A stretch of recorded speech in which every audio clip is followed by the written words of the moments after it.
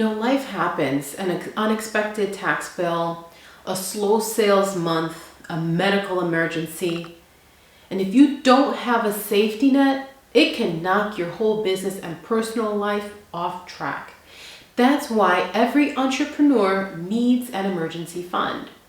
But the biggest question is, how much do you really need? Today, I'll break it down in a way that's simple and practical for you.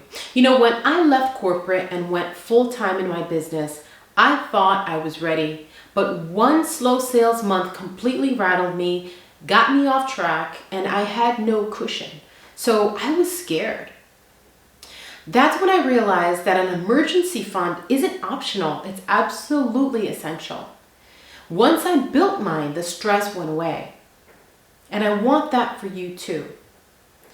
I could make decisions from a place of confidence instead of panic, okay? Because I knew that I had some space, right?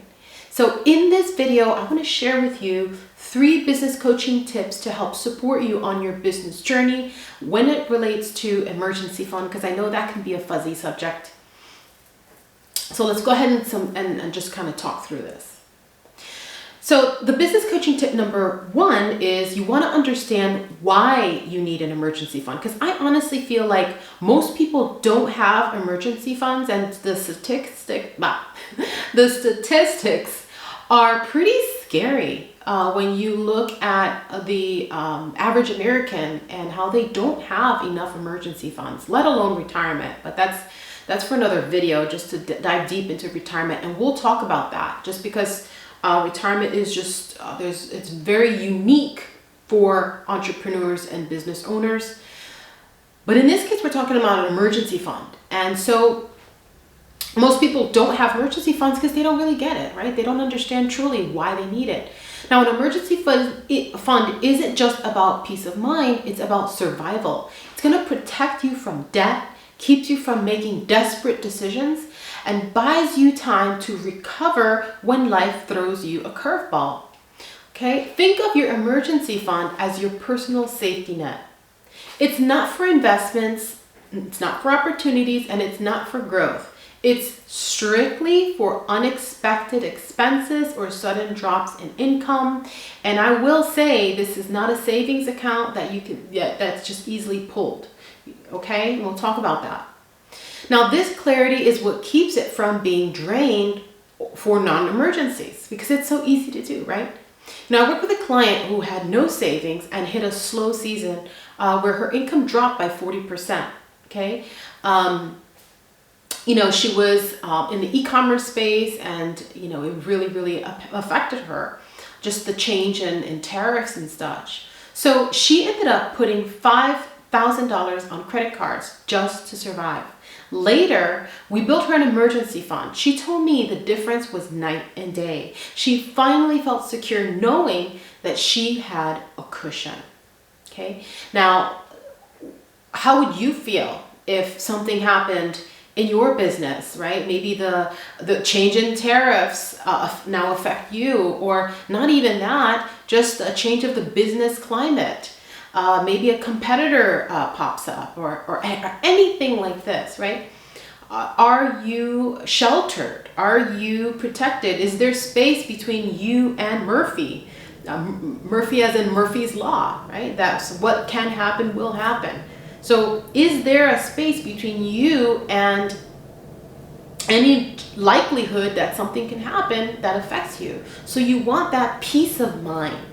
And ultimately, that's what it's about. It's for peace of mind. And that leads me to business coaching tip number 2. How much is enough? This is something that a lot of my coaching clients struggle with. Not just people that have businesses, but also my clients in the past that had careers. They also struggle with this. So let's talk about it. The golden rule for entrepreneurs is 3 to 6 months of expenses. But remember, this isn't just rent and groceries. It's also your business expenses. See, the typical person is just worrying about what the expenses they have for personal. In your case, as an entrepreneur and business owner, it's your personal as well as your business expenses. For example, software, marketing, payroll. Start by adding up your essential monthly expenses, both personal and business. Let's say your personal bills are about $3,000 and your business expenses are $2,000. Well, that's $5,000 per month, okay? Now multiply that by 3 and you get a minimum of $15,000 saved in your emergency fund. Okay, now ideally you build towards 6 months, which would be about $30,000. Okay, now if that feels overwhelming, okay, and sometimes that sticker shock makes people not save up for an emergency fund because they feel, what the heck, it's so much, there's no way I'm going to be able to do it, and then they just kind of just deer in headlights, freeze, and then don't attempt to save that much because it seems a lot in the onset. But I want you to start smaller, right? So your first milestone could be something as simple as $1,000, right? Just get to $1,000 as your starter emergency fund, right? Or 1 month's worth of expenses. That's a great place to start. Even better if you can do that as a milestone, as a goal for yourself.